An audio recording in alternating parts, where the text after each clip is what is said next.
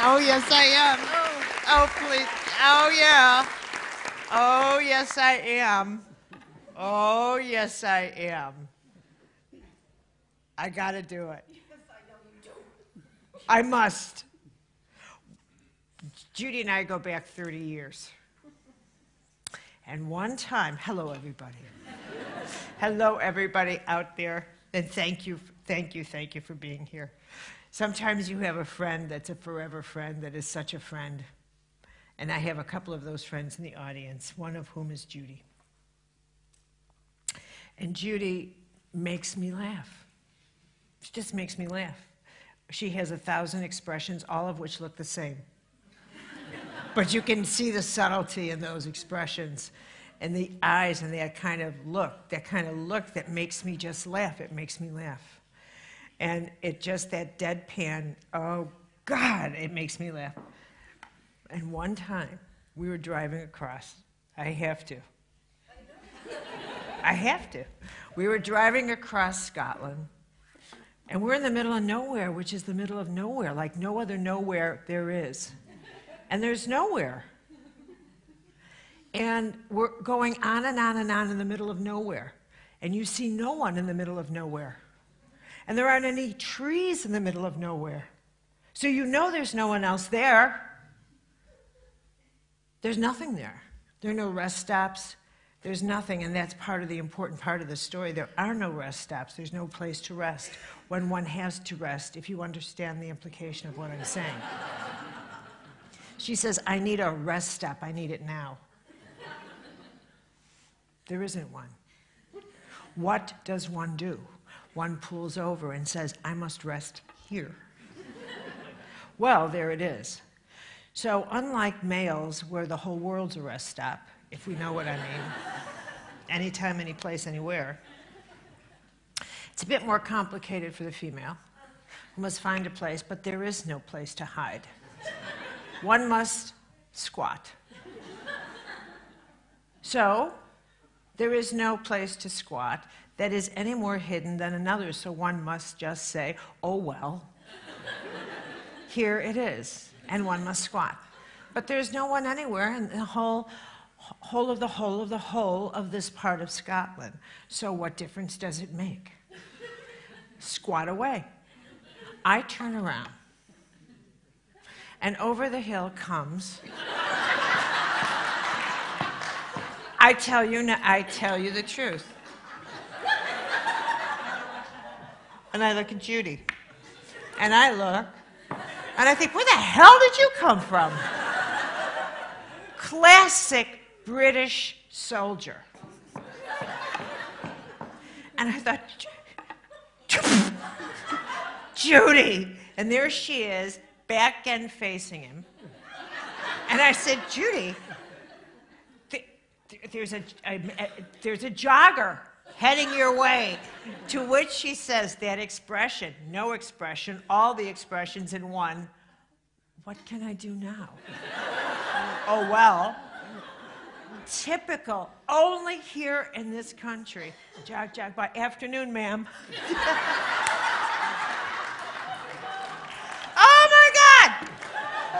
Oh my God, how unbelievably British is that? Afternoon, ma'am. Is that not perfect? Is that not, what a gentleman? I mean, how perfect. Only, I tell you what, this is why I love British, Scottish, any man that lives on this island is so perfect. I mean, this is what American would, oh man, look at that. But not afternoon, you know. It's either that or the implication that see it all the time, you know. Wow, too good to be true. Now then we got in the car, and Judy said to me, I know what you're going to do with this. By the time we get back to Findhorn, it will have been 300 men. And I said, possibly. What's a good friend for? If not exaggeration, when there's an opportunity. Oh, hi. You know, one of the reasons I love this workshop, and I love teaching this workshop, and I don't know if this will make any sense to you, is because it comes at the end of my year, which makes teaching this workshop the greatest pleasure. I don't know if that, it may not make any sense to you, but it's like the wind down. You know how you save the best for last? It's my favorite place to be. It's when I close down this, I close down for months. I go home, I write, I collect all my ideas from the year, I cozy in for the holidays. It's like, oh, and I save the best for last. So I love, love, love teaching here. It fills my soul. And I've had some of the best, most inspiring ideas of my whole career here. So there's something about this place that has always settled me. It's one of those places where I never want to be any other place than here, when I'm here. And I can't say that about a lot of places. There's a lot of places where I think, how much longer do I have to be here? I never feel that here. I only want to be here when I'm here. I only want to teach here when I'm teaching. I'm never distracted. I'm like fully, fully present. And I think that's one of the reasons when I teach here, I feel very much like I'm, which is I don't know how to translate that to you, but I feel like I'm, that's a really good feeling in me. I hope it translates when I'm teaching. So what I would ask you when I'm is don't put your hands up. Don't ask me a question. I'll give you space for a question, but if I'm on a roll, don't butt in. Can we have an agreement there? Okay. This, for me, is a really, really, really significant topic. And the reason is that healing was never an interest of mine, and now it's a passion of mine. I never had I did a great deal to avoid being any part of, involved in any way the helping any people, anyone, I should say, in the dealing with health. And I think a large part of it had to do with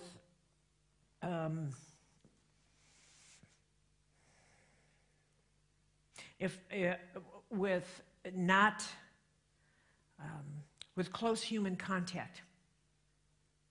And my skill as a medical intuitive, which is how I started, is such that I don't need to be anywhere near you to do a reading. I'm very good at a distance, and in fact, in many ways, I'm better, because I'm just good at picking up data, because it's only data for me, and that's going to be an important part of what I need to communicate to you. I have an inborn impersonal nature, and that's another thing I'm going to try and communicate to you. And that's very much in alignment with the teachings of Buddha. I would ask you to turn off your if you have your phone on, if that's what that was. Please turn off your phones. The role of being impersonal does not mean uncaring in any way, but it is part of what will become your greatest asset, not only in dealing with someone else, but in dealing with your own healing. You have no idea what an asset being impersonal is. You have not a clue. And it isn't only about healing. It is about how you face anything and everything in your life. From how you interact with your husband, your wife, your children, to how you engage in how do I navigate this challenge in my life. If you go about it from the personal, you will make the wrong decision. Or you will make a decision that you stand a greater chance of contributing to the crisis you're in than getting out of it. Because you will see it as only you. You will see it that poor you, poor me, oh dear, dear me. You will see it as I need to make them understand I'm suffering. You will make a decision that is motivated by wanting others to see poor you. And you will miss the point of, why am I in a circumstance here? What is the actual reason I'm in this circumstance? A circumstance is fully and totally impersonal, and you will make it personal, and you will sink your ship. You do not understand the nature of life. You have made life personal, and it is not. There is nothing personal about life. Nothing, and that's the first thing you have to understand. Very clearly, nothing is personal about life. Nothing whatsoever. That you have a life experience that is personal. That is different. But if you don't get that life itself is not personal, your experience of life is personal within the impersonal, that is how you live your life. There is nothing personal about life. Nothing. There's nothing personal about the cycles of life. There's nothing personal about nature. There is nothing personal about the design of your body. Nothing, zero. Your body was not designed for you. It was not designed to function for you. Nothing about your body was designed for you. Nothing, zero. Nothing. For those of women who have given birth, if you think the experience of birth was designed for you, you had best think again. That you have given birth to a child you love, that is personal. If you think your vagina was designed for you and a child to come out your vagina, you are mistaken. That you've made a big deal out of it as if you're the first one, that's your choice. That you've bored every other person with it, that's your choice. But do not think for one moment that it was designed for you. That's where you make your mistake. That's where you make your misdiagnosis. That's where you lose your insight. That's where you go into the fog, because you think it's personal, and it is not. Not any disease is personal. Not any human being getting an illness is personal. There is nothing personal about life. And that is your first understanding. And it comes at a time that is very paradoxical, because we've never made life more personal. And that's where you lose your footing. That is where the art of living has to come in now. Because we've never, ever, ever been a more personally driven, psychologically obsessed, emotionally possessed society. We have made ourselves our own spiritual experience. We have no use for God. Don't kid yourself. But we are our spiritual experience. We are our spiritual path. Our needs, our wounds, our expressing ourselves, our processing, our finding meaning in ourselves. In ourselves, that's our spiritual life. What does this mean? There must be meaning in my experience. There must be meaning in my wounds. There must be meaning in my crisis. I have to find meaning. What do you think this means? I'm lost, but I'm found. I'm found, but I'm lost. This opportunity comes, there must be meaning. Why? Because there has to, because I'm important. I must be important because I'm special. Because there must be meaning, because there must be. Why? What if you found out there wasn't? Oh, dear God, don't tell me that. Oh, dear God. Because I must be special. Because if it isn't, well, I won't qualify for a healing, because how did this happen to me? There must be an explanation. This is the theology we've made up, the theology of special. I must be special. Well, I must be. This is how we live now. Well, there's special and there's unspecial. And if we see special, then we can find a healing. Because if we don't see special, then we can't. Do you understand how we've gotten ourselves into this rat hole we're in? It's all about special, non-special. And it is a crisis for us. How do we get into a crisis? I've lost special.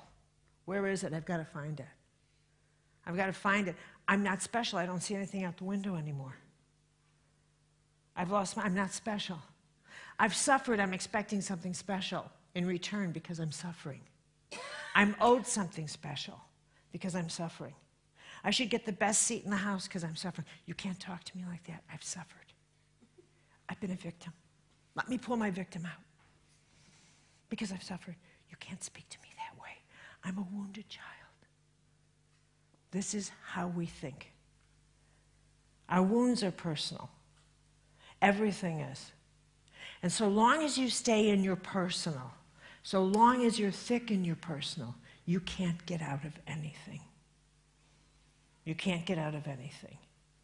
And what's more is, unless you're ready and able to detach from that level of perception and move on to the next level. I'll give you an illustration to work with. I'm not going there. You think, now I'm not ready to do this because I still need the personal world. I'm sorry, but I still need it. I'm sorry, but I still need my personal wounds. I can't maneuver in an impersonal world. I won't know who I am. I still need to blame others for why my life is as it is. And if you want to live there, then this is the rate at which you heal, which will spell out. Well, then don't expect to heal the following illnesses because you won't be able to. There's a consequence to every decision you make. And that's what you need to